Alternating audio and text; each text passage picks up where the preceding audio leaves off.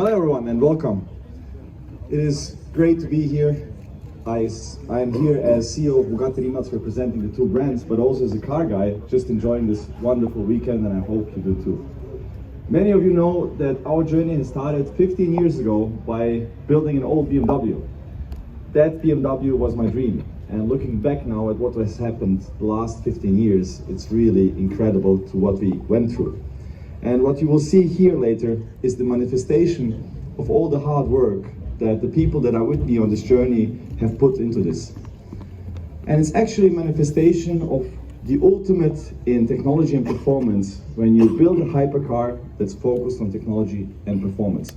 But from a team and from a company that had no right to do this, especially from a country like Croatia, but yet we did. The Quail is something special for us. And every year we want to bring something special here. Last year we have shown you the Nevera Time Attack, and just a few minutes after we have unveiled the car here, our colleagues across the ocean have broken the Nürburgring electric production car record. And the Nevera was actually the first real all-electric hypercar on the market. It set a new benchmark not only for electric cars, but in many aspects also for hypercars in general. And as part of that journey, we have broken 27 world records. There were some rather, let's say, serious records, like top speed or 0 to 400 kilometers per hour, back to 0 again, but also some, let's call them silly ones, like driving 275 kilometers per hour backwards. That's the kind of stuff that we are doing. When developing the Nevera, it was very clear for us that we want a car that's not a track-focused car, but more of a hyper GT, meaning it's comfortable, usable, has lots of space, actually usable luggage space, a usable all-electric range, very fast charging times, and totally different characters with changing of the modes, where it can go from a very comfortable cruiser to a very crazy drift machine.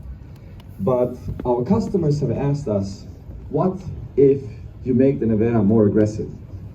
And when developing a new product, like, you can endlessly go ahead and tweak and improve and bring new ideas, but at some point you have to drop the pen and say that's it, you have to ship the product to the market.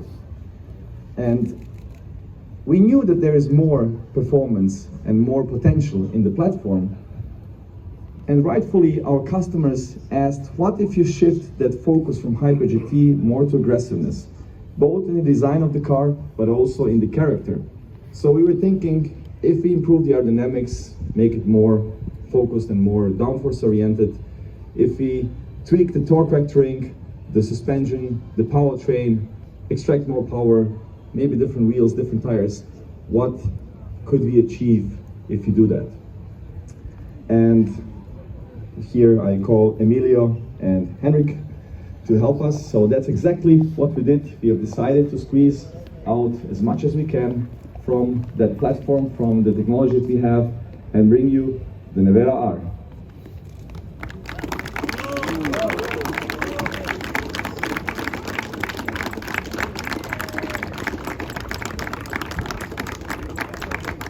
So as you can see, we have now a fixed wing, 15% more downforce, 10% more aerodynamic efficiency. We have different wheels, 21 inch in the rear, 20 in the front, Cup 2, Michelin tires for better handling and less understeer. We've achieved 3.8 seconds faster speed or faster time on the Nardo handling track, and we have 200 more horsepower, 2,100. So it's designed more for improving the handling and track performance, but it's actually even faster than the Nevera, even in a straight line. There'll be 40 units of these limited, and we are starting to take deliveries or orders of the car today. But one more thing that I would like to point out that's not strictly related to the Nevera R. You know, my journey has started with racing, and from the beginning of the company, people were asking me, why are you not participating in racing? And it's because I'm a little bit disappointed in modern racing the last decades, because for me racing was always like an arms race of technology, where the manufacturers would fight against each other to bring new technologies to the market, and then later, or to the racing, and then later to cars. It had relevance for cars. new technology could be found in racing and then in cars. But in the recent decades, the regulations became so strict that actually road cars have more technology often than race cars, even Formula One, like torque vectoring or active aerodynamics or active suspension. That's all stuff that's forbidden in racing. So we want to push technology forward. And what we are developing here ends up also in many other cars. As you know, we are partners also to many other car companies. So we don't want to push technology only forward with our own cars, but also, and not just on the road, but also off the road. So we are developing something that you can imagine like this: a single-seater, track-focused car that's faster than any race car on almost any track. So today we didn't bring it with us. We still have some work to do on the racetracks around the world before we show it here to you at Quail, but just to spark your imagination a little bit. And in the meantime, until we show you this, you will see later also, we'll see each other again on the Bugatti stand. But in the meantime, please have a look at the Nevera R and enjoy the show. Thank you so much.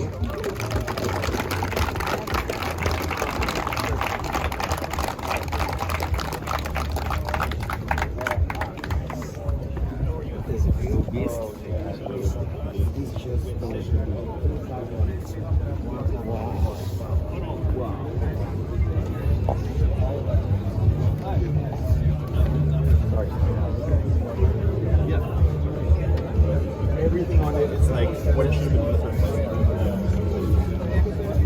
Even this is weight. See you next time. Okay. Allora, oh, ça va? Hi Ronnie. How are you? Good to see you. Good to see you too.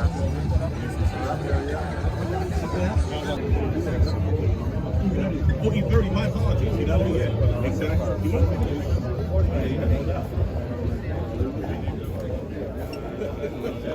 Oh yeah, it's a real big week. Oh, that's you. Thank you.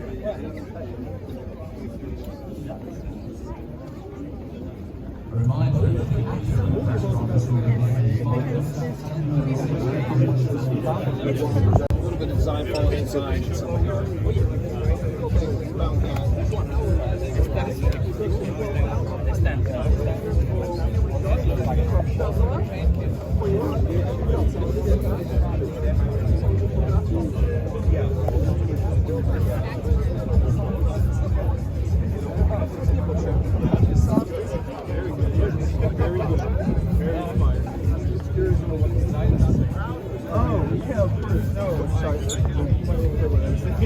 I think it, okay.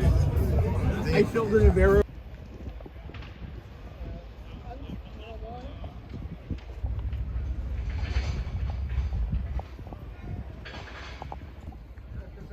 The front wheel is a bit turned.